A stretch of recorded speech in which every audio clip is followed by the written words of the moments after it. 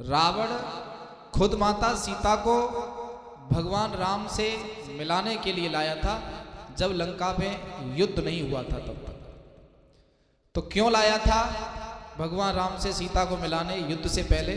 तो वीडियो में अंत तक बने रहिए, बहुत ही ज्ञानवर्धक कथा है। चैनल पर आप प्रथम बार आए हैं मित्रजनों तो चैनल को सब्सक्राइब कर लीजिए, क्योंकि आपका एक सब्सक्राइबर हमें बड़ी प्रसन्नता देता है। तो आइए,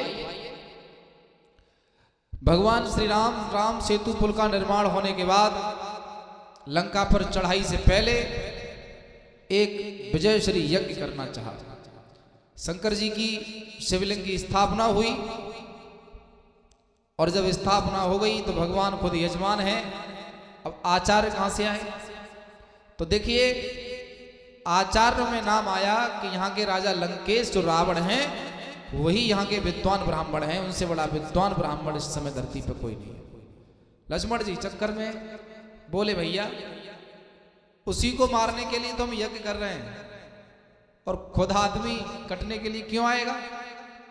तो कुछ लोगों ने बताया कि महाराज रावण बहुत विद्वान है और आप उसे पांडित कर्म के लिए बुलाएंगे तो हमें नहीं लगता है कि वो मना करेगा।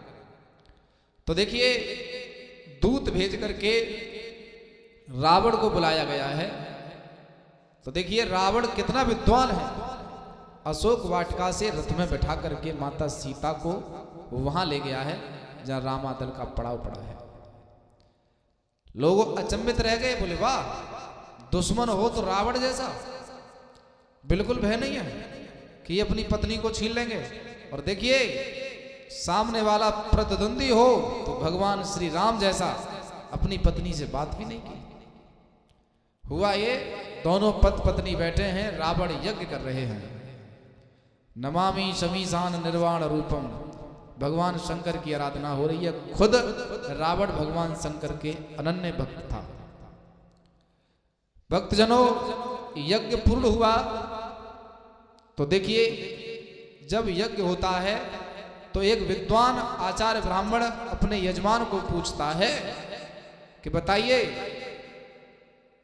आपने किस उद्देश्य से ये यज्ञ कराया है। मैं उसी हिसाब से मंत्र बोलूंगा और आपका वो कार्य सिद्ध होगा। अब लक्ष्मण जी राम की तरफ देखें और राम लक्ष्मण की तरफ देखें। राम अदल में सन्नाटा। कैसे बताएं महाराज? रावण बोला, देखिए घबराइए नहीं, इस समय में आपका दुश्मन नहीं हूं, इस समय में आपका गुरु हूं, आचार्य हूं। तो राम जी ने कहा कि हे लंकेश, हे आचार्य जी, हमने ये यज्ञ लंका पर विजय प्राप्त करने के लिए किया है, आप मंत्र बोलिए। भक्तजनों, रावण के कहने क्या है, रावण ने तुरंत मंत्र बोल दिया, संकल्प हो गया। अब रावण से राम जी ने कहा, महाराज आपने हमारा काम किया है, अब हम तुम्हारा काम करेंगे। तुम आचार्य हो, तुम ब्राह्मण हो, हम क्षत्रिय हैं, अब आप अपनी दक्षिणा मांग लीजिए। अब तो रावण मुस्कुरा रहा है। लक्ष्मण जी घबरा रहे, क्योंकि लक्ष्मण जी जानते हैं कि हम क्षत्रिय हैं और ये ब्राह्मण है। और ब्राह्मण जब दक्षिणा मांगता है तो क्षत्रिय का धर्म बनता है कि जो वो दक्षिणा मांग रहा है वो देनी चाहिए। आजकल कथा भागवत होती है, हवन वगैरह होते हैं, देखे पंडित जी से बगैर पूछे ही दक्षिणा रख लेते हैं लोग। ले 150 रुपया, ले 500 रुपया। भागवत भी मतलब ऐसी होती है, कुछ पूछो मत तुम। यजमान आचार्य से कहता है अब दक्षिणा मांग लीजिए, और अपने मुंह से आचार्य अपनी दक्षिणा खुद मांग लेता है कि मुझे चाहिए क्या तुमसे। आचार्य भी विद्वान होना चाहिए, वो देख लेता है कि मेरा यजमान देने लायक है कि नहीं। तो रावण ने, पता है भक्तों क्या मांगा? वो चाहता तो सीता को भी मांग लेता और राम को हंसते हंसते सीता का दान देना पड़ता, लेकिन नहीं।